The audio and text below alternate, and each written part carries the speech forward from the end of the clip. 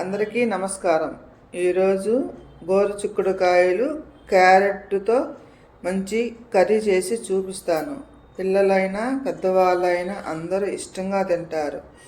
ఒకసారి ట్రై చేయండి. గోరుచిక్కుడులను క్యారెట్లను శుభ్రంగా కడిగి సన్న ముక్కలుగా కట్ చేసుకుంటే గోరుచిక్కుడులో పీస్ అనేది తగలదు. పిల్లలు కూడా ఈజీగా తింటారు. ఒకసారి ట్రై చేయండి. క్యారెట్లను కూడా ఇలా సన్నగా తురుముకున్నాను. ఇలా కలుపుకొని ఒక గ్లాసు వాటర్ పోసుకోవాలి. కుక్కర్లో పెడుతున్నాం కాబట్టి లైట్గా సాల్ట్ వేసుకుంటున్నాను. ఎందుకంటే ఈ వాటర్ వస్తాయి కదా ఉడకంగా, ఆ వాటర్ నేనే తాగేస్తాను కాబట్టి లైట్గా సాల్ట్ వేసుకుంటున్నాను. ఇలా మూత పెట్టేసి విజిల్ పెట్టి 3 విజిల్స్ వచ్చేదాకా, 3 కాదండోయ్ 2 విజిల్స్ వచ్చేదాకా ఉడికించుకోండి. 3 విజిల్స్ వస్తే క్యారెట్ లక్ అయిపోతుంది. మీరు తాలింపులో క్యారెట్ వేయించుకోండి. నేనైతే ఇలా వండుకుంటున్నాను. ఇలా ఉడికిన తర్వాత నీళ్లు వంచేసుకోవాలి గ్లాసులోకి. ఇలా వంచిన వాటర్ నేనే తాగేశాను. చాలా బాగున్నాయి, సూప్ లాగా. ఇలా వంచేసుకోవాలి. పూర్తిగా బాగా వంచేసుకున్న తర్వాత ఒక గిన్నెలోకి వేసుకుందాం.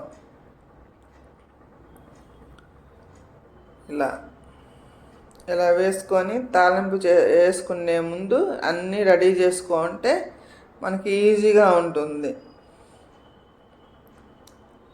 తాలింపుకు సరిపడా ఆయిల్ వేసుకోవాలి. నేను పల్లి నూనె వాడుతున్నాను. మనం వాడుకున్న ఉపయోగం ఉండాలి కదా, అందుకని. తాలింపు గింజలు పచ్చిపప్పు, జీలకర్ర, ఆవాలు, ఎండుమిర్చి 1, కరివేపాకు 2 రెబ్బలు ఇలా వేసుకొని తాలింపు ఫ్రై అయ్యాక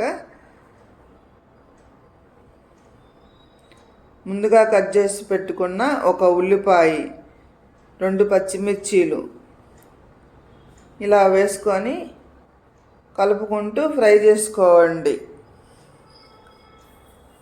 ఇలా బాగా మగ్గిన తర్వాత క్యారెట్ తురుము, గోరుచిక్కుడుకాయ ముక్కలు ఇలా ఉడికించుకున్నాం కదా, ఇలా వేసుకొని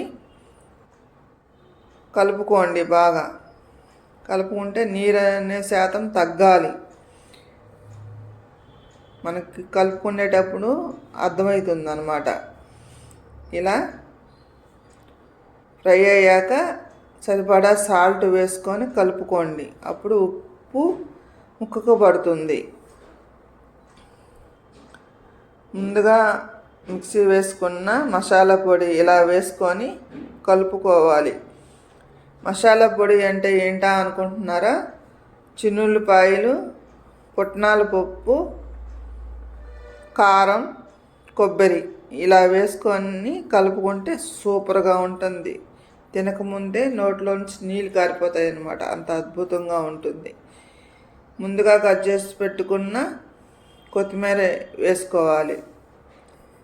స్టవ్ ఆఫ్ చేసుకున్న తర్వాతనే కొత్తిమీర వేసుకొని ఇలా కలుపుకొని ఉప్పు కారాలు అన్నీ సరిపోయాయా లేదా అని చూసుకోవాలి. ఇలా బాగా కలుపుకున్న తర్వాత ఒక బాక్స్లోకి తీసి పెట్టుకున్నామంటే చాలా బాగుంటుంది. వేడి వేడి అన్నంలో నెయ్యి వేసుకొని తింటే అసలు అద్భుతంగా ఉంటుంది. ఒకసారి ట్రై చేయండి. ఈ బాక్స్లో పెట్టుకొని ఈరోజు తినంగా మిగిలింది ఫ్రిడ్జ్లో పెట్టుకొని రేపు తింటాం అన్నమాట. అందుకని నేను ఇలా బాక్స్లో పెడుతున్నాను. ఫ్రెండ్స్, వీడియో ఎలా ఉందో ఒక లైక్ అయితే కొట్టండి. మన ఛానల్ సబ్స్క్రైబ్ చేసుకోవడం మాత్రం మర్చిపోవద్దు ఫ్రెండ్స్. అందరూ బాగుండాలి ఫ్రెండ్స్.